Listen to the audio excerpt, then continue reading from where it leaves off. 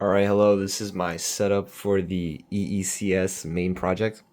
I have my Arduino board set up here with my laptop. That is where my moisture sensor is, and then you can see the tube from the water pump. This is my water source. Um, this is just an extra water source. And then let's just see how it works.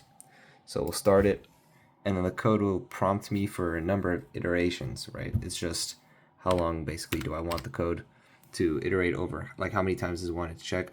Let's say 5 times.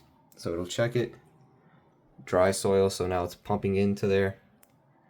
Now it'll check again, it's in the water. It's definitely enough water. So now we don't really need to worry about that. For the sake of this, we'll just leave it. So there you go. So it's checked enough times, and here's the final graph. You see 1, 2, 3, 4, 5 points because it went over the loop where it checks the moisture level, iterated about 5 times. So you can see the first one, when it was dry soil, the moisture level or the voltage was this high, which means the moisture level was low. And then as the water was poured in and seeped into the soil, you can see the moisture level start to increase as the voltage drops. And as it got so low, we didn't need to add any more water.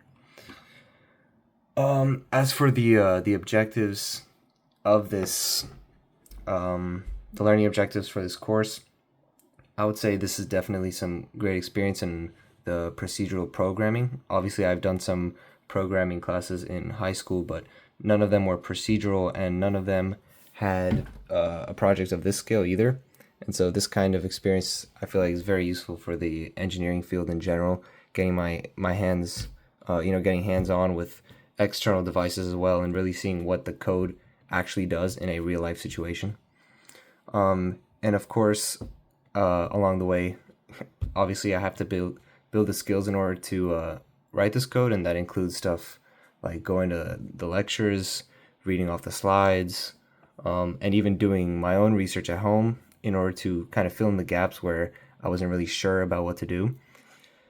And overall, what I would take away from this course, and especially this project, is just how useful programming like this, and just computers in general, just how useful it is in the engineering field, right? With entry level skills and not very complex code, we can do something as useful and time saving as this.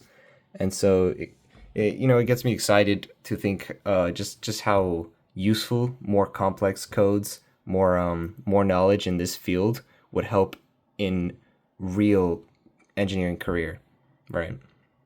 And yeah, thank you.